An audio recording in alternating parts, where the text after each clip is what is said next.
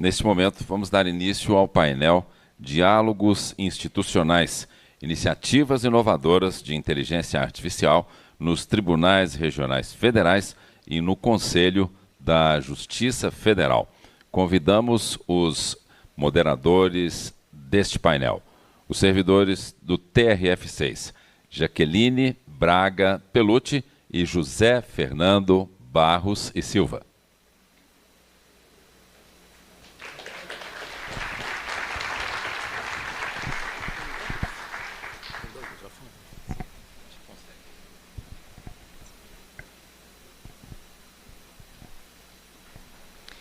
Boa tarde a todos, a todas. Sejam bem-vindos ao nosso painel aqui de inteligência artificial no Poder Judiciário. Eu poderia me apresentar, mas hoje eu vou fazer diferente. Eu vou deixar meu amigo Fernando me apresentar. Boa tarde. Então, aqui nós temos a Jaqueline Braga Pellucci.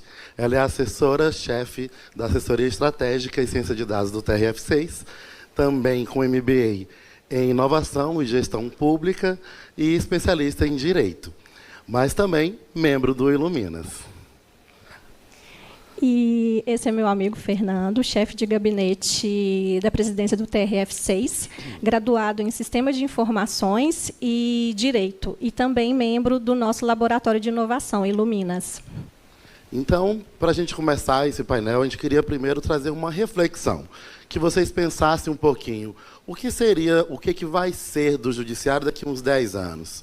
Será que o julgamento final ainda vai esperar meses, ou anos, ou décadas? Ou a inteligência artificial vai nos ajudar a dar respostas mais rápidas, mais justas e, principalmente, humanas? Pois é para isso esse painel hoje, para a gente ver e ressaltar o quanto que a IA é importante, mas aliada à inteligência humana. Mas, além disso, também ao compartilhamento, à cooperação entre o judiciário, entre os órgãos.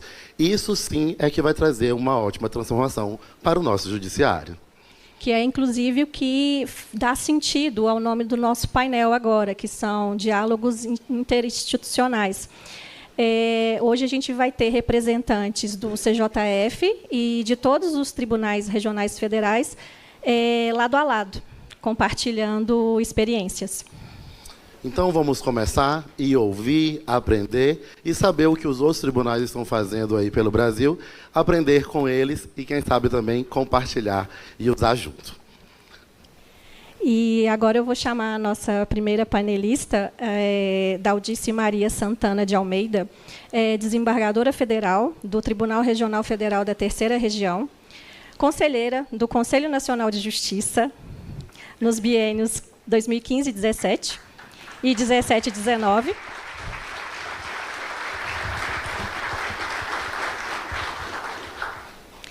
Onde atuou como presidente da então Comissão de Acesso à Justiça e Cidadania, presidente do Comitê Gestor de Conciliação do CNJ e supervisora da Política Judiciária Nacional de Enfrentamento à Violência contra as Mulheres.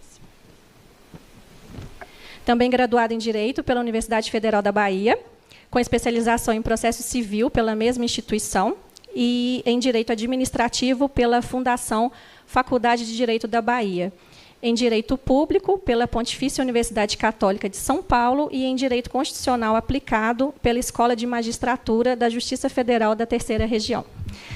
Desembargadora Daldice, palavra com a senhora. Bom, obrigada. Todo o transcorrer desse evento, a gente percebe claramente que vale aquele ditado: a diferença entre o fármaco e o veneno está na dose. Então, tudo na vida é a dose que a gente vai. E para alcançar a dose, muito suor e muitas lágrimas. Então, não tem remédio fácil, não tem solução fácil. Na realidade, eu estou aqui na realidade, eu sempre coloco nessa área como um apoio moral para o nosso técnico, que desenvolveu a solução que a gente vai apresentar aqui, que será, no futuro próximo, talvez na próxima semana, já compartilhada dentro do espírito que rege esse evento. Eu quero também agradecer aos anfitriões. Eu não vou nem nominar, porque eu sei que isso não foi tecido por uma pessoa só. Então, eu deixo aqui o nosso agradecimento pelo TRF3 e não vou nominar, eu só deixo essa gratidão e deixando uma observação, que o caçula tá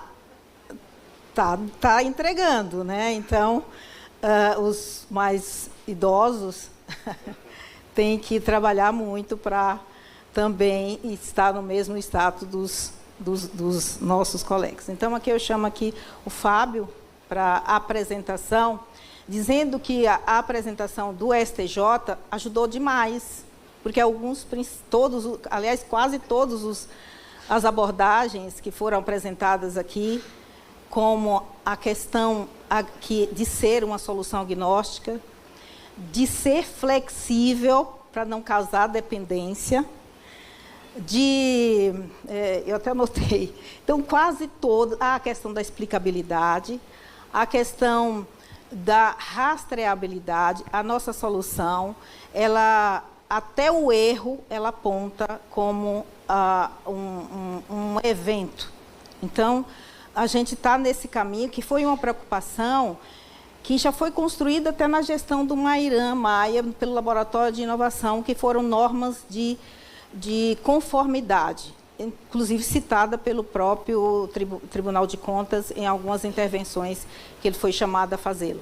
Então, é uma preocupação que nós sempre tivemos, e as pessoas que participaram, tem aqui o Raul Mariano, que trabalhou nessa norma com o Fábio Collado, com o Caio, e Raul acho que sabe mais, mas eu acho que foram basicamente essas pessoas. Então, a preocupação nossa na terceira região, ela está afincada em alguns princípios, né, que estão, né, hoje na resolução 615.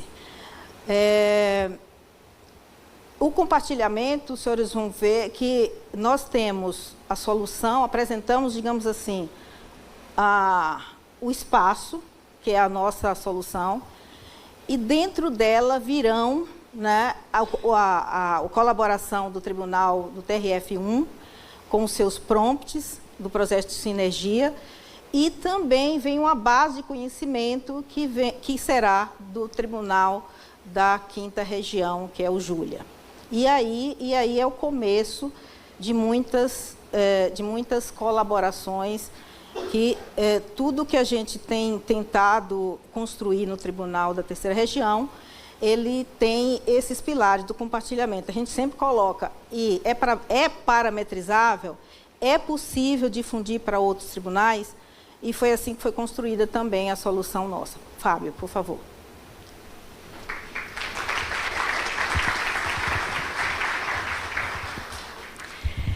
Apresentando o Fábio Collado, graduado em Engenharia de Controle e Automação pela Universidade Estadual de Campinas e em Direito pela Universidade de São Paulo.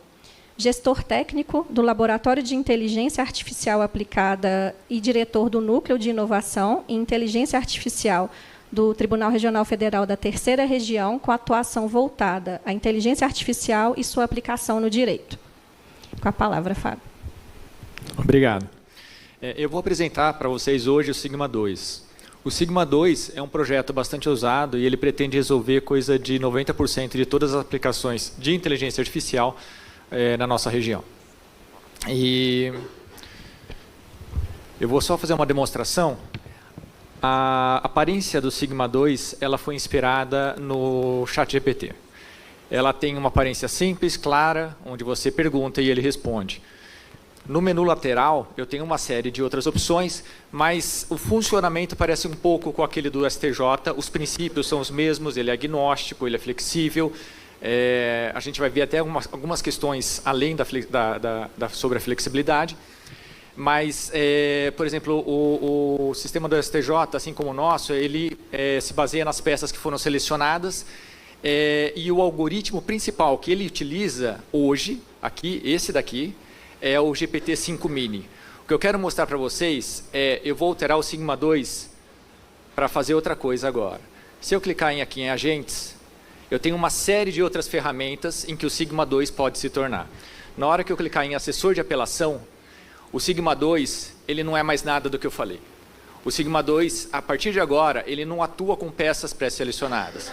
O sigma 2 ele atua já, ele atua com peças, com os tipos de peças necessários para o julgamento de apelação. Ele não usa mais o GPT-5 Mini, ele usa agora o GPT-5 normal.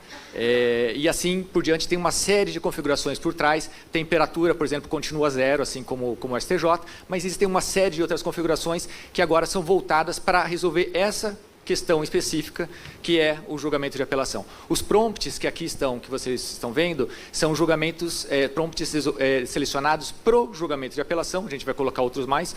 Os que estão aqui são todos do projeto Sinergia, do TRF1. E a hora que eu clicar nesse botão do sigma 2, o que ele vai fazer? Ele vai acionar esse prompt do Sinergia e vai disparar o comando para ler do PJE todos os documentos importantes para esse julgamento, fazer um resumo de cada um desses documentos, armazenar esses documentos, depois fazer um comparativo desses documentos para encontrar as questões controvertidas, utilizar essas questões controvertidas para indexação na base de dados, e nessa base de dados, que vão ser as bases de conhecimento de utilização, ele vai encontrar, por exemplo, questões como precedentes qualificados, súmulas vinculantes, e tudo mais que ele achar necessário para ele conseguir resolver aqui a questão. Com isso, ele vai ter a base de conhecimento, o contexto, para executar o prompt e emitir essa resposta.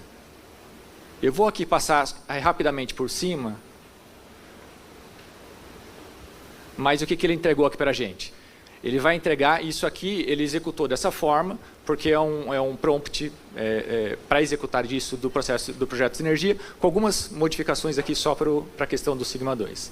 Ele entrega aqui primeiro alguns dados processuais, ele faz uma verificação de impedimento, entrega um resumo das principais peças, depois ele vai apresentar as alegações das partes nos pedidos,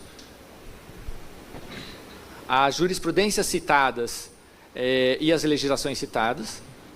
Depois ele apresenta as questões controvertidas. As questões controvertidas são usadas para indexar tudo o que ele pode querer procurar nas bases de conhecimento. Depois disso ele gera um relatório, e depois do relatório, aí sim, quando o magistrado, o servidor, tiver conhecimento de todas essas informações, ele vai poder decidir o que vai fazer, e aí a gente vai ter algumas opções. Vamos pegar uma delas, qualquer, apenas para título ilustrativo. Então eu cliquei aqui em negar provimento à apelação. Uma vez que eu cliquei em negar provimento à apelação, ele vai mandar de novo isso para a LLM e vai gerar a nossa minuta de voto com negativa de segmento à apelação. Isso aqui, é óbvio, ele não é o resultado final. Uma vez que eu tiver essa minuta, eu posso fazer inúmeras coisas com ela, como, por exemplo, eu posso devolver junto com o modelo e falar, adapte essa minuta que foi gerada agora, utilizando esse modelo para utilizar as linguagens, os fundamentos, ou acolha a preliminar de mérito, ou faça qualquer outra coisa. Daqui em diante, eu posso pedir para detalhar mais, detalhar menos, e o magistrado tem o controle completo da ferramenta para ver o que eles vão querer, o que é necessário a ser feito. Uma coisa interessante que tem também aqui no sigma 2 é que toda vez que ele gera um documento, ele coloca aqui um botão de explicabilidade.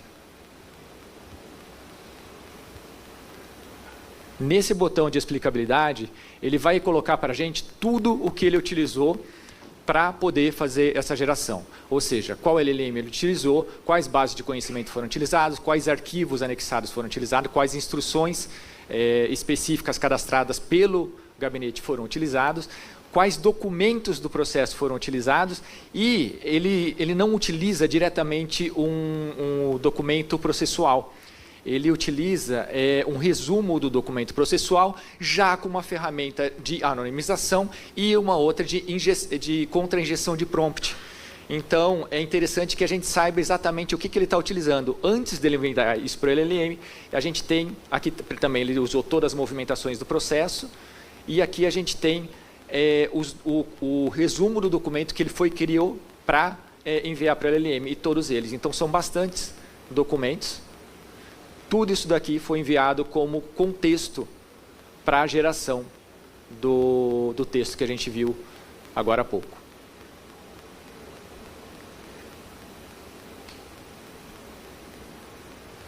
Eu inverti a apresentação de propósito. Eu coloquei primeiro uma apresentação do Sigma 2 e os slides depois, porque eu acho mais fácil, mais ilustrativo a gente entender dessa forma. O Sigma 2, a principal diretiva nossa para a instalação do Sigma 2 é a questão da flexibilidade. Então, a gente utiliza protocolos que são universalmente aceitos para a gente conseguir fazer a nossa integração com outros sistemas, que é o MCP. A gente utiliza uma interface, como vocês viram, em formato de chat, porque privilegia a flexibilidade. Aquilo que o usuário pode perguntar exatamente qualquer coisa que ele quiser. Isso permite que o usuário esteja sempre no controle. A gente também tem flexibilidade nas escolhas das LLMs. Para eu tirar uma LLM e colocar outra, eu não preciso mais do que 10 segundos. Eu simplesmente arrasto uma linha para uma outra LLM e, nesse momento, ele vai estar selecionado. E até mais do que isso. Os nossos usuários, eles têm a opção de, na hora que eles forem utilizar a LLM, ou a pessoa que cria o agente, já determinar qual LLM ela quer utilizar. Então, ao mesmo tempo, eu tenho usuários usando os diferentes tipos de LLMs, porque eles acham que o Gemini... nesse caso, nosso específico, a gente está usando só o GPT-5, mas assim que sair o contrato com a Serpa, a gente vai ter Gemini e Claude. Então, eu vou poder ter usuários usando Gemini, enquanto usuários usam GPT, os outros usuários usam outras coisas. Eu também tenho flexibilidade na implementação e velocidade dos fluxos, porque a gente utiliza uma parte dessa nossa ferramenta em no-code, de forma que é possível que um magistrado ou uma pessoa da área fim do direito, uma pessoa da área de distribuição, por exemplo, uma pessoa da distribuição, ela pode ajudar a criar um fluxo, um raciocínio jurídico para resolver a questão da prevenção. E ela não precisa saber programar. Ela pode pegar esse raciocínio jurídico, colocar no Sigma, e a outra pessoa, quando clicar em um botão, vai utilizar o raciocínio jurídico daquela pessoa que não sabe programar para resolver a questão da prevenção. E eu também tenho flexibilidade na utilização, porque eu tenho 3 formas de entrega desse produto. Uma é aquela que a gente viu, é chamado Web App, que é aquela interface, e as outras 2 é quando um outro programa chama o Sigma 2. Se a interface aparecer, isso a gente chama de modal, e se a interface não aparecer, se a sua utilização for sem interface nenhuma, por exemplo, o PJE chamando o Sigma 2, então a gente utiliza por API. Isso é muito útil para soluções assíncronas, soluções em que a inteligência artificial pode ser executada antes de chegar no magistrado. Mas antes de chegar no magistrado, isso não seria errado? Triagem, prevenção, verificação de litigância predatória, envio de processos para mediação. Existem uma infinidade de funções que seriam interessantes essa utilização antes de qualquer outra. Ou próprios resumos para quando chegar já no magistrado o processo já ter sido lido. Custo. Como a gente tem esse fluxo, esse sistema de fluxo que é altamente flexível, a gente consegue criar várias estratégias diferentes de fluxos que auxiliam a gente nessa redução. Então, por exemplo, o processo ele não é lido diretamente por uma LLM grande e poderosa. Ele é primeiro antes resumido por uma LLM pequena e barata. E essa LLM pequena e barata foi testada para a gente verificar que ela sim, ela consegue fazer um resumo adequado, mas ela não consegue fazer aquela tarefa final. Isso significa que aquele LLM caro, ele é utilizado para ler daquele processo 8 páginas ao invés de 800. Né? Isso é uma coisa que a gente consegue reduzir muito o custo. Outra coisa é o armazenamento dessas informações para as consultas futuras. Isso é extremamente útil, extremamente importante para a redução de custo, porque o mesmo processo pode ser lido várias vezes. Outra possibilidade são as entradas armazenadas em cache e API em lote. São 2 sistemas de cobranças diferentes que eu vejo as pessoas utilizarem pouco. E a vantagem disso é, principalmente quando o processamento assíncrono, o custo é metade ou às vezes até menos do preço. E também o controle de créditos por usuário. Todos os usuários têm uma quantidade de créditos pré-definida pelas comissões de informática, e com essas quantidades de créditos, se estourar, aí o programa ponta. Mas o que a gente está conseguindo ver é que, por causa dessas reduções de custo, a gente consegue entregar uma LLM quase que sem limites para os usuários. Em relação à auditabilidade e rastreabilidade, como a doutora Daldice mencionou, exatamente tudo o que acontece no Sigma é registrado em logs que ficam permanentes até decisão da Comissão de Informática. Então, tudo que for executado, uma tentativa de login, até uma coisa super complexa e perigosa, vai ficar tudo armazenado em logs. Sistema de histórico de conversas também é um sistema que a própria pessoa pode verificar, auditar o próprio sistema. E esse sistema de explicabilidade que a gente já verificou. O sistema de formato de chat, nós já falamos. Esses são os fluxos no-code que nós utilizamos. Então, cada caixinha dessa faz uma coisa, tem uma caixinha aqui que faz anonimização. Se eu tirar essa caixinha do meio, nada mais é anonimizado. É tudo muito rápido, muito simples na hora que eu quiser implementar um raciocínio jurídico. É só eu pegar uma caixinha, tirar essa caixinha e mudar a linha para algum outro lugar. O contexto que nós utilizamos para a LLM, eu falei brevemente também já, é o banco de dados do PJE, as bases de conhecimento e configurações do usuário. Nós temos instruções específicas, os usuários podem cadastrar aquele entendimento específico daquele magistrado.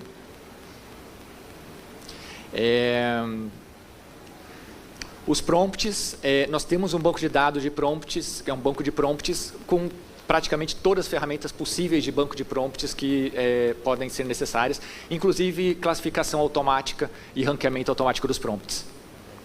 Além de filtro, criação, edição, visualização, remoção, tudo. Sistema de histórico de conversas, automatizado, nós já falamos. Instruções específicas também nós já falamos, é aquele que eu posso customizar o entendimento da LLM. Os agentes, nós temos um controle completo de agentes, mas dos fluxos nós temos também sistema de multi-agentes. Os sistemas multi-agentes é o que o Dr. Marmenstein falou na palestra de manhã, e que a gente consegue algumas coisas fantásticas com isso hoje em inteligência artificial. Nos fluxos, nessa questão também do contexto, é interessante falar que a gente está em parceria com o TF5 para a utilização do Julia e conseguir fazer ainda mais, conseguir melhorar ainda mais o nosso contexto. Sobre os usuários, também tem o sistema de usuários, com nível de usuários e controle de cotas. E é isso o estágio que nós estamos hoje. Hoje, nós estamos atualmente num teste beta, são mais de 200 usuários, já passou um pouco, tem mais 80 usuários entrando nessa semana, e a gente acredita que em outubro a gente vai estar com toda a documentação, o Sigma 2 está pronto, a gente está trabalhando na documentação, toda a documentação vai estar pronta para a gente poder enviar para a Comissão de Informática e o Comitê de Inteligência Artificial para aprovação ou não aprovação, para verificar o que deve ser aprovado e o que não deve ser aprovado. Afinal, é uma ferramenta bastante ousada. No nosso backlog, acho que as coisas que mais faltam é a integração com fábrica de cálculos, a integração com um novo editor e algumas dessas questões do processamento assíncrono. Processamento assíncrono já falamos um pouco também, e as demonstrações nós fizemos. Hoje, nós estamos numa parceria mais forte como a doutora Daldice falou, com o TRF1 e o TRF5, mas todos os demais que quiserem conversar, nós estamos abertos para conversar e para o diálogo sobre a ferramenta.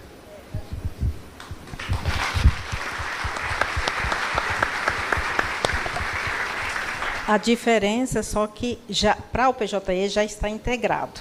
Para outro sistema precisa fazer a integração. É só isso. Obrigada. Muito obrigado, desembargadora Daldice, Fábio Collado. Para continuar